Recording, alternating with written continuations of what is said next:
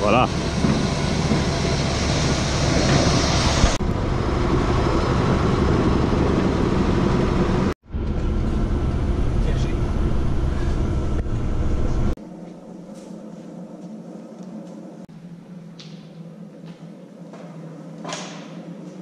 C'est quoi est-ce que vous avez fait avant ce métier? Alors, comme métier, j'ai été couvreur. Oui. Donc, je travaillais sur les toits. Et puis, bon, suite à un accident, je pouvais plus exercer. Donc, je suis paraplégique. Et j'ai été professeur de couverture. Oui. Dans un lycée professionnel. Et puis, vu que j'aimais bien l'enseignement, je suis aussi pilote planeur et je suis devenu instructeur planeur. En fait, c'était un rêve d'enfant. Oui. J'ai toujours rêvé de faire ça et là, les dernières années, j'habitais à Barcelonnette dans les Alpes du Sud. Oui. Près de la station de Pralou et l'été, je vole au-dessus des montagnes et puis l'hiver, j'allais faire du ski et je voyais les dameuses de chez moi. Comment est-ce que ça se passe avec Caspora? Ça s'est très bien passé. Dès la première rencontre, ils m'ont tout de suite dit que ça les intéressait et que c'était très innovant, donc que c'était dans leur politique et que pour eux c'était un challenge qu'ils acceptaient de relever, quoi. Ouais. Et c'est très bon ça parce que évidemment c'était Caspora qui a commencé ce projet, c'est ça? Voilà, c'était la porte d'entrée. En fait, dans la démarche, j'ai commencé par aller voir le constructeur. Pour savoir si c'était possible. Avant d'aller voir des stations, j'avais déjà été voir des dameurs, mais je voulais surtout avoir l'avis du constructeur pour la conduite.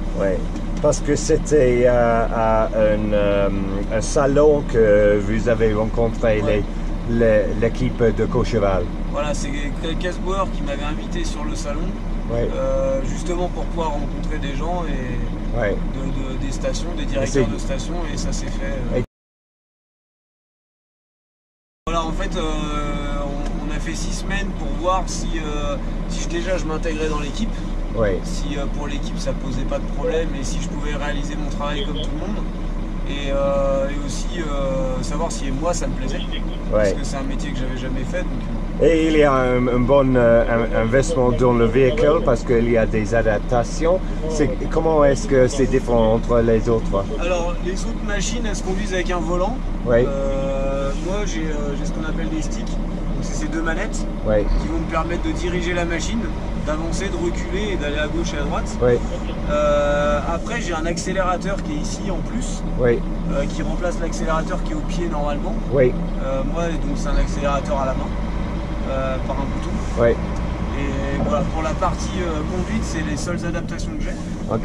Par contre, après, il y a toutes les adaptations dehors, le siège pour monter.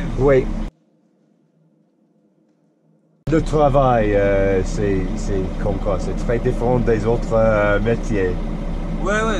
C'est complètement différent parce que déjà on travaille la nuit, quand tout le monde dort ou quand tout le monde est chez soi. On est dehors sur les pistes. Mais il y a des opportunités à voir des choses très différentes des autres. Voilà, on voit des belles nuits, des fois des belles nuits étoilées, des animaux, quelques animaux, des très beaux levers de soleil comme...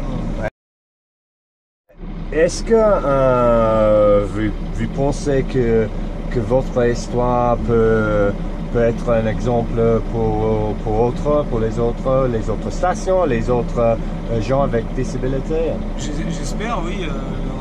Même la Courchevel, la S3V est prêt à donner les conseils et à d'autres stations pour qu'ils puissent soit donner la chance à un chauffeur qui aurait un accident de pouvoir continuer à conduire, soit comme moi un nouveau.